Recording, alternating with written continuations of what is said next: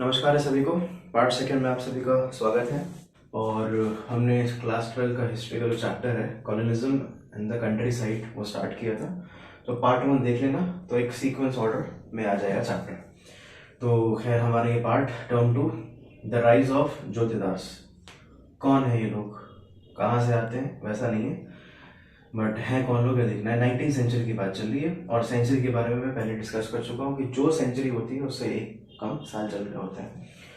खैर पहला point, while many zamindars were facing crisis. कौन से क्राइसिस चल रहे हैं पार्ट 1 में देख लेना। रिच ग्रुप ऑफ पेजेंट्स, ये किसान भी होते हैं, ठीक है। कंसोलिडेटिंग, कंसोलिडेट का मतलब होता है किसी चीज पर पकड़ बनाना धीरे धीरे। Their position in the villages, ठीक है। और ये हर बार ऐसा ही रहेगा कि जैसे ही कालीन भैया की जो वो है पकड़ वो धीरे में पड़ेगी, इसका मतलब होगा कि कोई ना कोई मुन्ना और गुड्डू पंडित पैदा हो रहे होंगे। ये होता ही है, ठीक। We found this class from the survey of Francis Buchanan. Francis Buchanan के अकाउंट से रिलेटेड क्वेश्चन जरूर से जरूर पूछा जाएगा सीबीएसई में, ठीक है। तो इसके अकाउंट से पता चलता है हमें कि ऐसी कोई गुड्डू पंडित टाइप के लोग थे। दे एक्वायर्ड वास्ट लैंड, इनके पास लैंड भी बहुत ज्यादा है। कंट्रोल लोकल ट्रेड, अगर आपको इनकी जमीन से या फिर इनके इलाके से गुजरना है तो इनके हस्तक्षेप के बगैर आप नहीं जा सकते। Without their intervention one can not move from their area.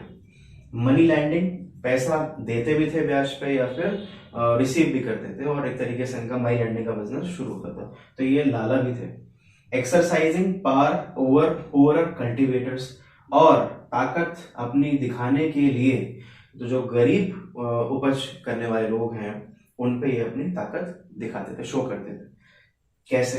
A large part of their land cultivated through share croppers. एक बात ध्यान रखना, क्योंकि 1 मार्क का नहीं है पर कोई बात नहीं, नॉलेज के लिए होना चाहिए पता। A large part of their land, यहाँ इस वर्ड का यूज हुआ है। जमींदार की लैंड अपनी खुद की नहीं हुआ करती थी। प्रभुत्व किसका है? ज्योतिदास लोगों का। लैंड इनकी हुआ करती थी। कल्टिवेटेड थ्रू, अपनी ही लैंड पे ये कैसे कल्टीवेशन कराते थे? Through share croppers. हदियार्स या फिर बर्गदार्स कहते थे उस जमाने में। आज भी होता है, बहुत सारे घरों में जानकारी होगी कि जो गांव के आपके लैंड होंगे जहां पे आपके जो घर वाले हैं वो नहीं जाना चाहते या फिर जा नहीं पा रहे हैं, तो वो एक शब्द का इस्तेमाल करते हैं कि हमने अपनी जमीन बटाई पे उठा दी है। तो जितना प्रोड्यूस आपको चाहिए होगा वो आपको मिल जाएगा, ठीक है। बटाई अपने घर वालों से पूछिएगा तो पता चल जाएगा। तो ये बटाई पे उठा रखा है, इन्हें शेयर क्रॉपर्स कहते हैं। आएंगे, काम करेंगे और चले जाएंगे। हु बॉट, अब वो आएंगे कैसे? अपना प्लॉ लेके आएंगे, ठीक है, जिसको जो जमीन को सॉइल को अंडक करने के काम आती है, फिर आप सीड को सो करते हैं। Handed over half the produce, उसके बाद जो उत्पन्न होगा उससे जो प्रोड्यूस होगा आधा से ज्यादा या आधा तो दे के जाना ही पड़ेगा इन लोगों को, ज्योतिदास को, ठीक है। ये इनकी पावर एक्सरसाइज करने के तरीके हैं। To the jotedars after the harvest, ठीक, पैदा होने के बाद। आगे देख लेते हैं। उसके बाद है power of jotedars more effective than the zamindars. कैसे हमने देख लिया, क्योंकि लैंड इनका है और पकड़ है इनके पास कल्टीवेटर्स की। जमींदार्स जो हैं ऑफन, इसे ऑफन कहते हैं, ऑफ्टन नहीं कहते। Lived in towns whereas jotedars in the villages, ठीक। रूट लेवल पे जहां तुम काम कर रहे हो ना, वहां का जो हेड होगा उसकी बात लोग ज्यादा मानेंगे, क्योंकि तुम बहुत दूर हो, तुम शहर में बसे हुए हो। उनको आज अगर प्रॉब्लम होती है तो वो किसके पास जाएंगे? लोकल आदमी के पास। तो लोकल आदमी ज्यादा इंपॉर्टेंट होगा उनके लिए रदर जमींदार, ठीक। कनेक्शन मिलता रहेगा आपको, बट आपकी पावर जो है वो कम पड़ जाएगी। इसीलिए बोलते हैं कि हर उसका क्या कहते हैं, तो स्लैंग है, गलत भी है। हर कुत्ते का एरिया होता है पर शेर का जंगल होता है। तो जमींदार है, शहर में है, उसे वहां जाने की जरूरत नहीं है। बोली देगा तो पैसा आ जाएगा, बट इनका स्पेसिफिक एरिया है। एक यहाँ के ज्योतिदार अलग होंगे और 10 किलोमीटर बाद ज्योतिदार कोई अलग हो सकता है, पर दोनों का हेड कौन हो सकता है? एक जमींदार। तो ये ऐसी वाली पावर है जी। कोई भी कितना भी बड़ा कप्तान हो या जिसको SSP SP कहते हैं वो होंगे, बट जो लोकल लेवल पे SI है ना, उससे जो लोगों का अटैचमेंट है वो अलग है, वो कप्तान साहब के साथ नहीं हो सकता। इस वजह से कप्तान साहब अधूरे हैं एक एसआई के बिना। ठीक। Fiercely resisted efforts by zamindars to increase the jama of villages revenue etcetera. कोशिश की जा रही है कि ज्यादा से ज्यादा पैसा जमींदारों के हाथ में आए, ना कि इनके हाथों तक रह जाए। ठीक। Often jotedars were the purchasers of the auctioned estates of zamindars.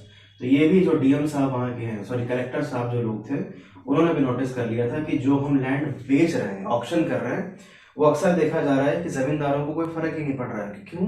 क्योंकि वो लोग क्या कर रहे थे, इन्हीं लोगों को खड़ा कर दे रहे थे कि हमारा लैंड खरीदो और हमें बाद में बेच देना। तो बट कुछ जोतेदार जो है वो कलाकारी कर गए कि नहीं अब हमारा हो गया, तो उनकी पावर बढ़ गई धीरे धीरे। आगे, very powerful in the region of North Bengal, क्योंकि हम उसी की बात कर रहे हैं, राजमहल हिल्स की। Also called holadars. तो जोतेदार्स को होलादार्स भी कहते हैं और गांधीदार्स भी कहते हैं और मंडल्स भी कहते हैं। तो तीनों में से अगर कोई शब्द चेंज हो जाता है तो भी आंसर सेम रहेगा। ठीक है, और इसको एक इस पिक्चर फॉर्म में समझ लो। सबसे ऊपर कौन है? ईस्ट इंडिया कंपनी, यहाँ ब्रिटिशर्स नहीं लिखा हुआ है। फिर है जमींदार, क्योंकि इन्हीं के साथ इनका कॉन्ट्रैक्ट हुआ है कि तुम्ही को लेके आना है पैसा, रेवेन्यू। हमें मतलब नहीं है कि नीचे क्या चल रहा है, बट नीचे क्या चल रहा है कि एक तो ये लहर चली रही है अंडरवर्ल्ड, मतलब बहुत गरीब, ये थोड़े बहुत ठीक ठाक किसान, ये दोनों ही इनके अंडर में तो आ रहे हैं, बट यहाँ एक अलग फिल्म भी चल रही है, कुछ इनके अंडर में भी काम कर रहे हैं। ठीक। और हैं ये जोतेदास जमींदास के ही अंडर में, क्योंकि जोतेदास के साथ डायरेक्ट कांटेक्ट नहीं करना चाह रही है ईस्ट इंडिया कंपनी। ठीक। वो सेम वही है जिसे हिरार्की कहते हैं कि एसएसपी साहब जो हैं वो डायरेक्ट कॉल नहीं करेंगे एसआई साहब को, वो अपने नीचे पे कॉल करेंगे। जो कि हम पहले भी डिस्कस कर चुके हैं कि जो रक्तांचल का सेकेंड सीजन है उसमें जो भाई साहब होम मिनिस्टर बन गए हैं, उनका ये कहना है कि मैं पटीदार को थोड़ा ना कॉल करूंगा, मैं डीएम को कॉल करूंगा। तो हिरार्की मेंटेन है कि कौन किसको कॉल करके ऑर्डर सर्कुलेट करेगा। ठीक। तो ये तरीका है एक। तो खैर ऐसे पावर डिस्ट्रीब्यूटेड है। ये था राइज ऑफ जोतेदार। नेक्स्ट देख लेते हैं जमींदार्स रेजिस्ट। अब अखंडानंद त्रिपाठी जो है वो इतने मुश्किल वक्त पे शांति या फिर शांत रहने का सलाह देते हैं, तो इतना बड़ा आदमी अपनी ज़मीन नहीं खोने देगा। तो देखते हैं कि ज़मींदार्स कैसे रेजिस्ट करते हैं या रीइंस्टेट करते हैं अपनी पावर को, मतलब land is equals to power, तब के टाइम पे है और आज भी है। The authority of zamindars with the increase of auction did not collapsed. ऐसा नहीं है कि ऑक्शन होता जा रहा है तो जमींदार्स बिल्कुल ऑल ऑफ अ सडन कि सुबह अमीर थे और शाम को सनसेट लॉ के बाद गरीब हो गए। नहीं, ऐसा नहीं है। क्यों ऐसा नहीं है? उसके रीजन से दो तीन। पहला, फिक्टिशियस या फिर फिक्शियस सेल हो रही थी। कैसे? Zamindars transferred some land to the women of the family, क्योंकि एज पर लॉ ब्रिटिशर्स के जो प्रॉपर्टी वुमेन के नाम पे होगी वो नहीं ली जाएगी, उसे हम ऑक्शन नहीं कर सकते हैं। ठीक है, तो यहां से बचा ली प्रॉपर्टी, होशियार है। दूसरा, sometimes land bought on the behalf of zamindars refuse to pay the money. तो कभी कभी क्या होता था, जोटेदार्स हो गए या फिर कुछ अलग घर के नौकर को खड़ा कर दिया, बोली लगवा दी उसने, तो वो पैसा तो मिलता ही था उनके ईस्ट इंडिया कंपनी वालों को। तो वो सोचते थे कि अब क्या करना है, तो वापस से ऑक्शन होती थी लैंड।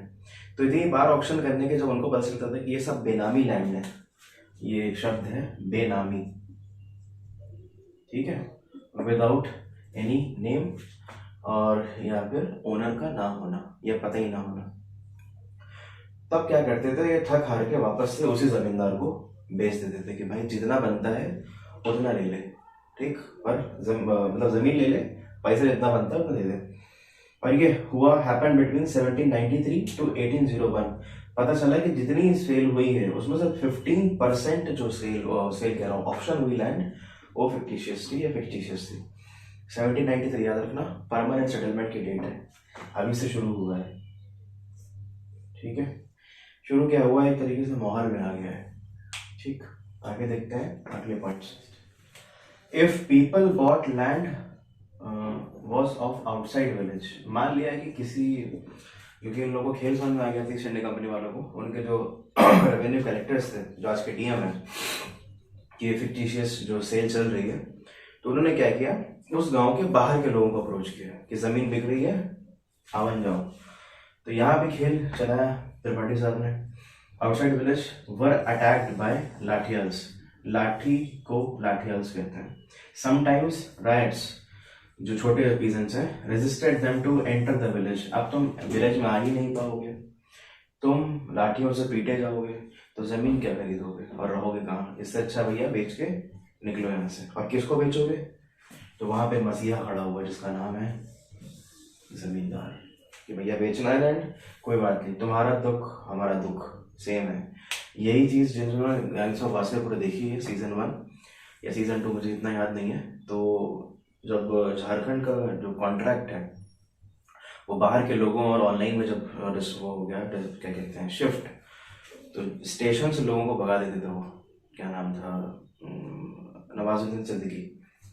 तो उसका सीन जो दिखाया गया है एग्जैक्टली वही हो रहा है यहाँ पे, कि या तो मारे जाओगे या तो वापस चले जाओ। ठीक।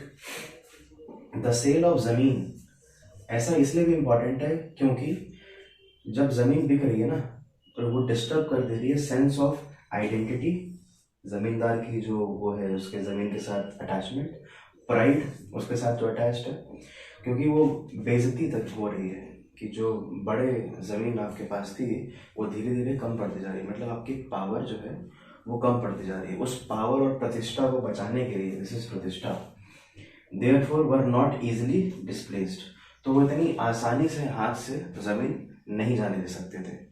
कमाई हुई पूंजी थी, तो समझ लो कि 1954 के अराउंड, 1954 या 64 के बिटवीन, या फिर उसके बाद जब भी लैंड को बांटने की बात आई होगी, लैंड डिस्ट्रीब्यूशन, तो कितनी तकलीफ हुई होगी सरकार और सरकार के कर्मचारियों को इंडिया में। ये तो बहुत पुरानी बात है कि ज़मीन, इसलिए वो डायलॉग भी है कि जर जोड़ू या जमीन, जोरू या ज़मीन, इन्हें कंट्रोल रखना चाहिए और एक तरीके से हाथ से न चले जाएं लोग, क्योंकि ये इनका प्राइड और identity. In the beginning of 19th century, अब ये आंसर खत्म हो जाता है, ये थोड़ा एक्सेप्शनल है। हुआ क्या कि ग्रेट डिप्रेशन के बाद, वही 19th सेंचुरी के बाद, ये 20 मान लो जब हुआ है, तो जमींदार कोलैप्स कर गए।